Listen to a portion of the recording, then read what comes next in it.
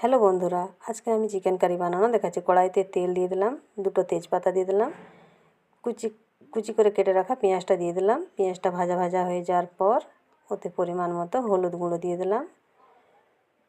হলুদ গুঁড়োটা একটু নাড়িয়ে নিলাম। পেঁয়াজটাও ভাজা হয়ে গেল, হলুদটাও ভাজা হয়ে গেল। ওর মধ্যে আদা রসুন পেঁয়াজ বাটা দিয়ে দিলাম।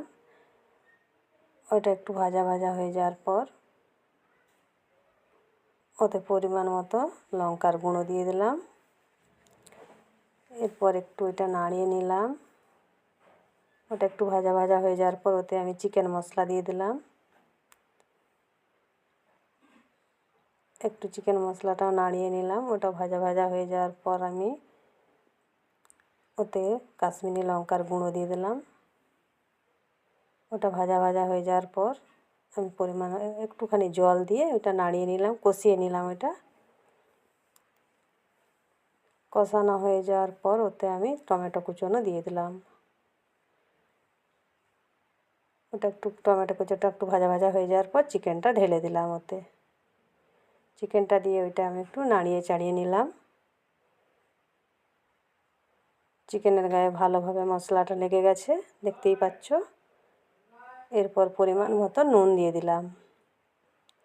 নুনটা দিয়ে একটু নাড়িয়ে নিলাম। ভালোভাবে নুনটা যখন মাখানো হয়ে গেল, এটা আমি এবার 5 মিনিটের মতো চাপা দিয়ে দেবো। 5 মিনিট হয়ে গেছে, দেখতেই পাচ্ছ তোমরা কালারটা কি সুন্দর এসেছে।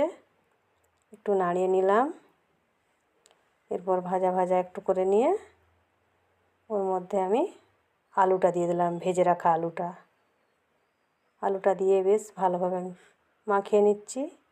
এরপর গোটা চেরাই করা কাঁচা লঙ্কাগুলো দিয়ে দিলাম। দিয়ে কাঁচা লঙ্কাগুলো ওর সঙ্গে ভালোভাবে মাখিয়ে নিলাম। এরপর কষানো হয়ে গেছে, এরপর পরিমাণ মতো জল দিয়ে দিলাম। দেখতেই পাচ্ছ কালারটা, কষানো হয়ে গেছে।